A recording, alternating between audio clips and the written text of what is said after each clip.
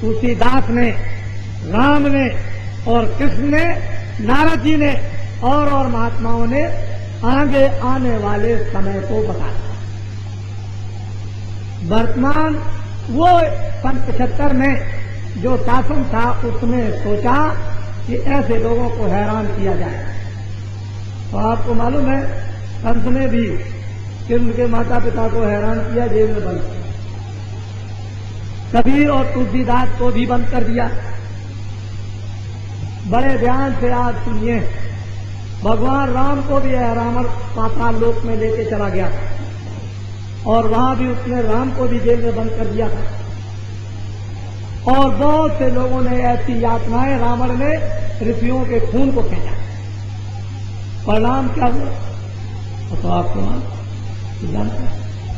जब देश के अंदर लोग इस तरह का निर्भय होकर के दुराचार, अन्याय, पापाचार करेंगे तो उसका परिणाम तो भगवान तो है। तो समय समय पर भक्तों के लिए भक्त वत्सल बनकर प्रहलाद को जो फेंका था ऊपर से नीचे पहाड़ से, और नीचे भगवान ने हाथ लगा लिए, उतार करके जमीन में खड़ा किया। मीराबाई को जहर दिया कि अभी स्वाहा हो जाएगी, लेकिन भगवान ने अपने भक्तों के लिए भक्त वत्सल बनकर उसकी जिब्जा पर बैठ करके आप जहर पी लिया, मीरा को नहीं पीने दिया। तो भगवान है। बड़े ध्यान से इस आरोप में पकड़ करके जेल में बंद कर दिया था, इसलिए आपके नगर में आपका दर्शन नहीं हो सका। इतने दिन के बाद चिंता तो सभी को थी, इसमें कोई संदेह नहीं, और नारी सभी तड़पते थे। और जब जरासंध ने कृष्ण भगवान को 14 मर्तने लड़ाई करके भगा दिया तो भगवान चले गए द्वारका। तो गोपियां सब उनके प्रेम में रोती रह गए। ये भी इतिहास कहता है। कभी कभी और बहुत तरह के इतिहास भी बताते हैं, लेकिन बाबा जी ने ये कहा था कि शराब पियोगे, मद खाओगे, दुराचार करोगे, कत्ल करोगे, चोरी करोगे, अन्याय करोगे और अनेक प्रकार के जुल्म और रिश्वत लोगे तो पापों से घड़ा भर जाएगा। और जब घड़ा भरेगा तो पूछेगा जरूर। तो सन 75 के पहले आपकी दीवारों पर, अखबारों पर, पर्चों पर, पेड़ों पर ये लिखा हुआ था कि 76 के समाप्त होने के पहले देश में पाप का घड़ा भर जाएगा और 76 से पहले ही ये दिल्ली का शासन समाप्त हो जाए। ये आपको परिचय दिया, लेकिन आपने विश्वास नहीं किया और ये कहा कि हम विश्वास नहीं करते हैं। कैसे पलट जाएगा, कैसे बदल जाएगा? आसमान से हमने यही कहा, हम कुछ नहीं जानते। जमीन नीचे से ऊपर चली जाए, आसमान नीचे आए, सूरज अपना उगना बंद कर दे और पूरब से पश्चिम में उगने लगे, सितारे जमीन को चूमने लगे, कुछ भी हो हम ये कुछ नहीं जानते। 76 में दिल्ली का शासन समाप्त हो जाए। बच्चा जब हो जाए तब बाबा जी की बात को मान लें। इससे पहले हिंदुस्तान के बड़े बड़े बुद्धिजीवी जो अपने को बहुत बड़ा समझते हैं, उन्होंने मानने से इनकार कर दिया और ये जो देहात के जो बैठे हुए नर नारी, बच्चे बच्चियां, उन्होंने मानने को स्वीकार कर कि जो कुछ भी आप कहते हैं सत्य, और उन्होंने कहा कि जो कुछ भी आप कहते हैं असत्य। लेकिन अब तो आपको भगवान की लीला, यही कहता था कि भगवान की लीला का एक चक्कर जरा सा घूम जाएगा तो भक्त से हो जाएगा। अभी आपने क्या देखा, भगवान का चमत्कार, और चमत्कार तो बड़े बड़े नमस्कार होते हैं। भगवान की लीला बड़ी अद्भुत है और भगवान के लाखों भुजाएं, करोड़ों भुजाएं, अनंत भुजाएं, न मालूम एक मिनट और 1 सेकंड में क्या कर दे।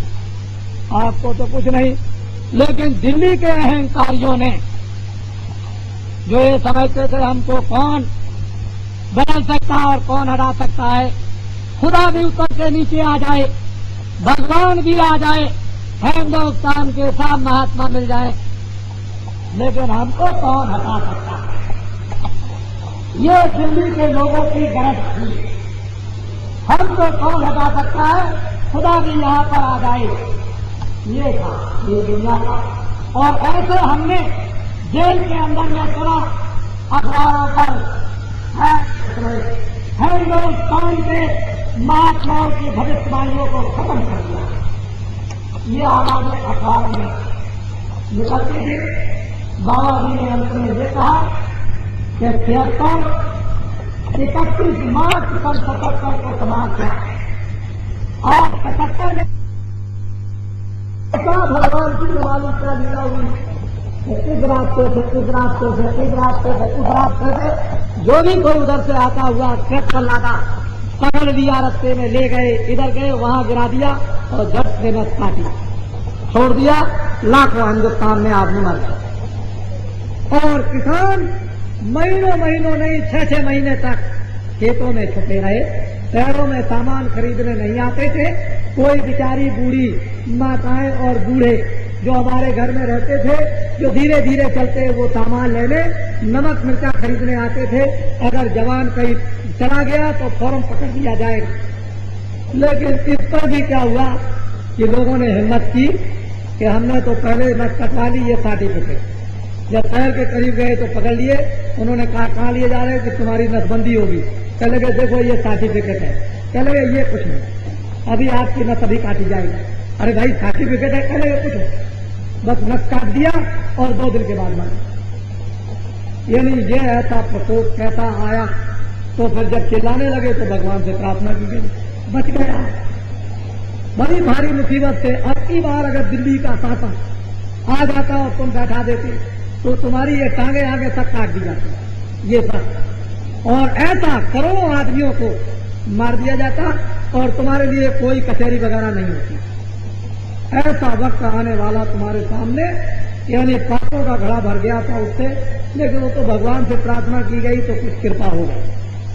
इसलिए है नर नारियों, हमेशा से लोग सृष्टि में ऋषि मुनि महात्मा फकीरों की बात को मानते आए।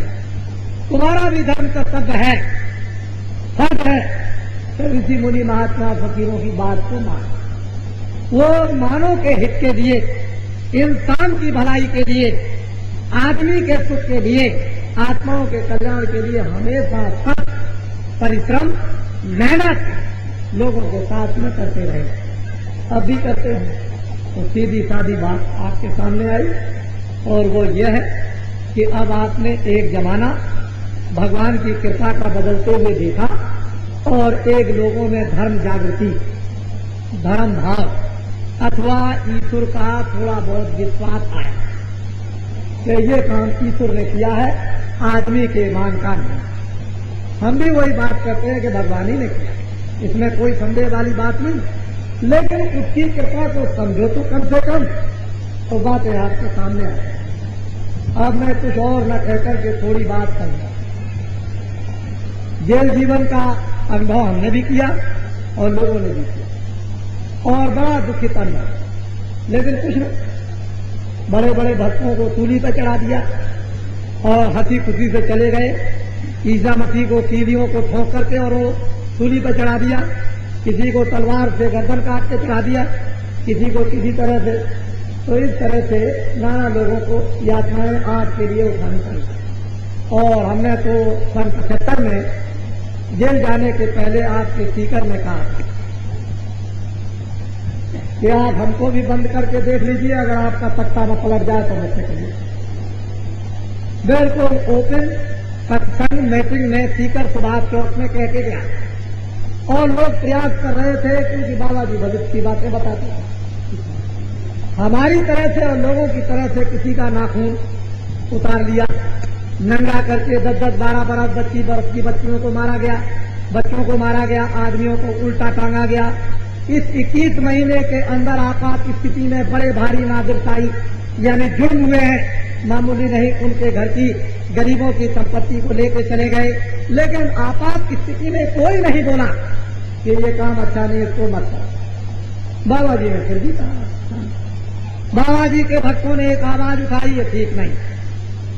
लेकिन उनको दमन करने के लिए बड़े कुचक्र चलाए गए और बहुत परेशान प्रेमी भक्तों को किया गया। लेकिन कोई नहीं, भक्तों को ये विश्वास था कि थोड़े समय के बाद ही एक परिवर्तन हो जाएगा। ऐसे लोगों में ईश्वरी भावना आ चुकी थी और वो आपके सामने आया।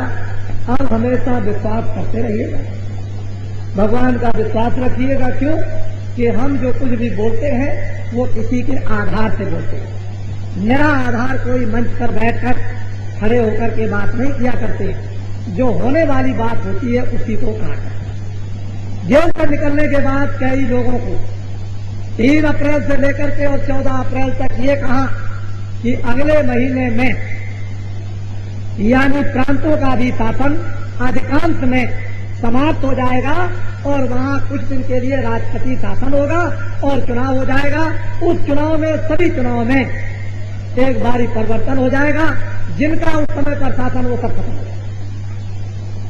22 अप्रैल को आपके यहां बोल के जयपुर में गया था और 23 को अहमदाबाद और 24 को शिवाजी पार्क बम्बई में कहा और 25 को इंदौर में मध्य प्रदेश में कि अगले महीने में बहुत सी विधानसभाएं भंग कर दी जाएंगी और वर्तमान शासन खत्म हो जाएगा।